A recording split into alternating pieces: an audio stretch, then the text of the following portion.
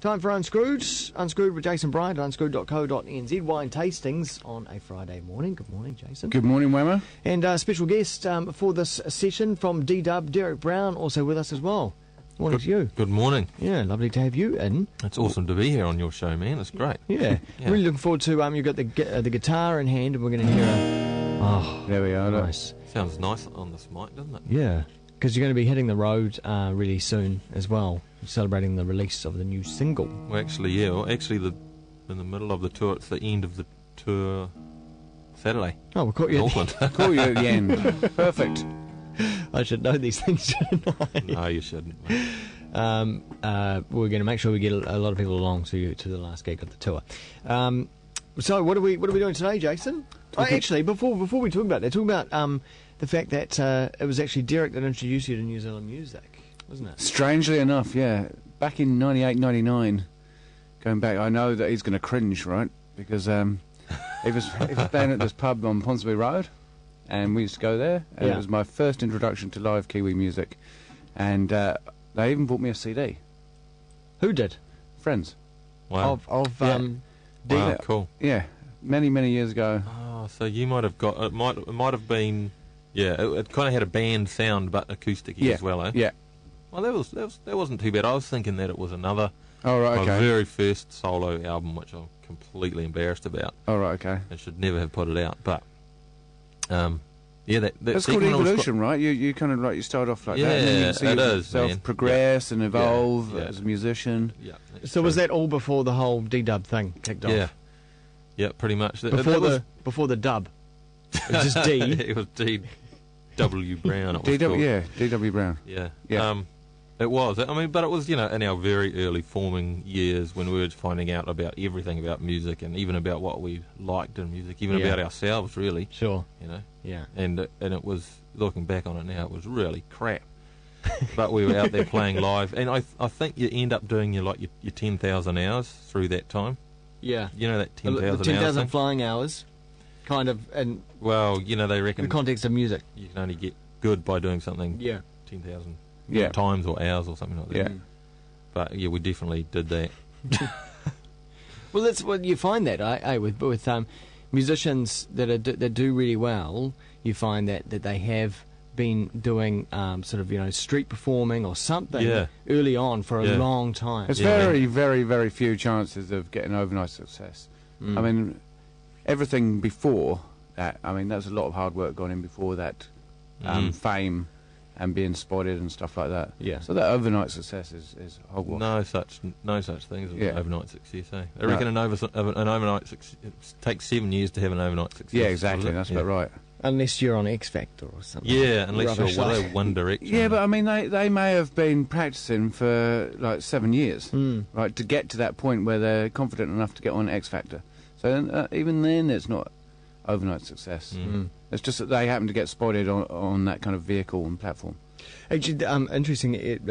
While we're on X Factor, I saw a post from an Australian street performer. He does things like juggling and on a unicycle and stuff like that.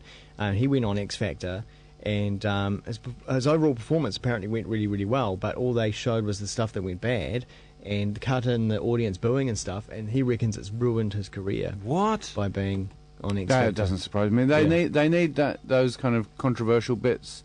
It fuels the fire, right? Yeah. So yeah, Oh, it's amazing. That's what they put it. I mean, that's what gets their ratings. isn't it? Exactly. All Yeah. The Yeah. tears and the breakdowns and the balls ups and the... So the lesson is, if you're a professional performer or something, don't go on X Factor if you've got something to lose, Right. perhaps. Yeah. Only if you've got if something you've got to nothing, win. if you've got nothing to lose, Go. maybe. yeah, you can go on there, right? Yeah. Yeah. It's the same with wine, right? There's no overnight success in wine either. It's usually hard graft, a lot of hours put into kind of getting a good, kind of solid stable of Yeah. wines. That's why music and wine goes so well together. Don't Exactly. they? Mulled wine. Yeah. What have you brought in today? Craggy Range Syrah, 2010. Used to be called Block 14 until they kind of now they've got a multi-block blend. Yeah. So it's still from Gimlet Gravels. Whereabouts? Hawke's Bay, Gimlet Gravels, probably Hawke's Bay / New Zealand's best red wine area, if you discount Pinot Noir. Yeah. Which, as we've been discovering, is kind of all over the New Zealand now. Yeah, I mean, you've got Hawke's Bay Pinot, which the jury stood out for me, but kind of Martinborough, where I've been this week. Yeah. And I've got to say that Martinborough I always found to be really, really snobby. It held the position, that prestigious position of being like the king of Pinot in the country, and prices reflected that self-opinion. Yeah. And prices have subsequently come down, but I went down there and I tasted some very, very, very good Pinot Noir. It still should be New Zealand's premium Pinot place, and it's the only place in New Zealand that reminds me of a European wine village, where wineries are integrated into the actual village and town, so that you don't need to hire any transport to walk around to the wineries. And there's a lot of people employed in the industry. Yeah. There's a lot of people employed down there as part of the industry, but also like in the tourism sector. You can stay in hotels, houses, batches, whatever, around the town, and walk to each of the individual wineries, right? You go to Marlborough, you go to Waipara, Central Otago, it's so spread out, right? So you don't get that kind of real wine tourism feel. Well, because there's that risk of driving under the influence. Well, yeah, so absolutely. So, I mean, this is what we should be doing. We should be centering our wineries, right?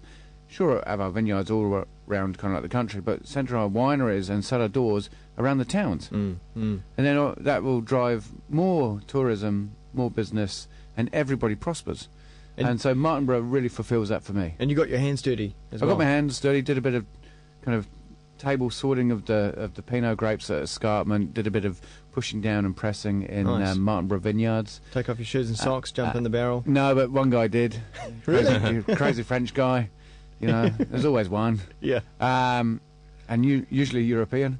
So he's in there kind of with his feet That'll there give the stomping. wine a cheesy nose or something. Oh, perfect. You know, just has a bit more character. European flair. So that was really cool. And so Craggy Range were also there because they do a Martinborough, Tamuna Road kind of Pinot. Yeah. And so I thought I'd bring in the Syrah, which is let's check it out. possibly their... Like, for me, I really like their Syrahs. They do a La Sol, which is their flagship. Then they do this. Then they do a wine under Wild Rock as well. Yeah. So... just sharing those. How many have you got? Out. You got one? Oh, yeah, we've got three. we've got enough. Yeah.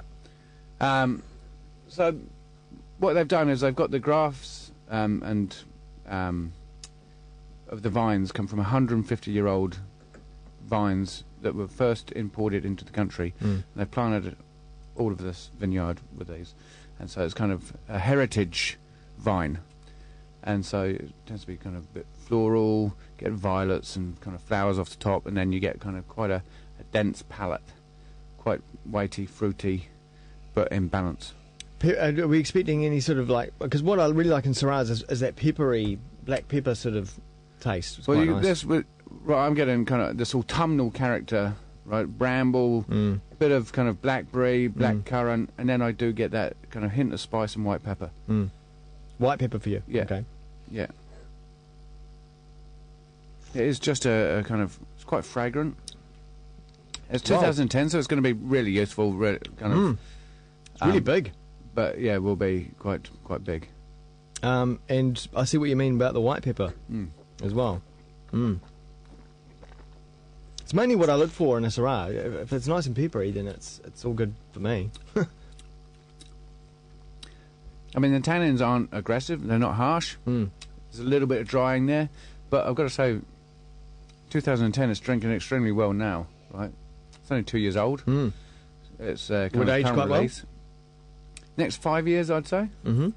Yeah. I mean, because it is quite fruit forward now. So, any good, Derek? It's good. I actually prefer just smelling the it. smell. It's beautiful. The nose is really good on it. Yeah, and then you get this plump throat, kind of bit of drying tannin. Unfortunately, you have to drink it after that. Yeah, exactly. What price range? Between the $25 and $30 mark. So pretty good for New Zealand Syrah. You get really good value out of New Zealand Syrah and also New Zealand Merlot. Yeah. Points wise, 87 for me. It's just a bit too youthful right now. I give it 4 or 5 years and it will hit its straps, and it'll be a much better wine. Good. All so right. then it'll kind of creep up into that kind of 90s. All right, well, Yeah. you can see what we've been talking about as well in video form. It'll be up at unscrewed.co.nz.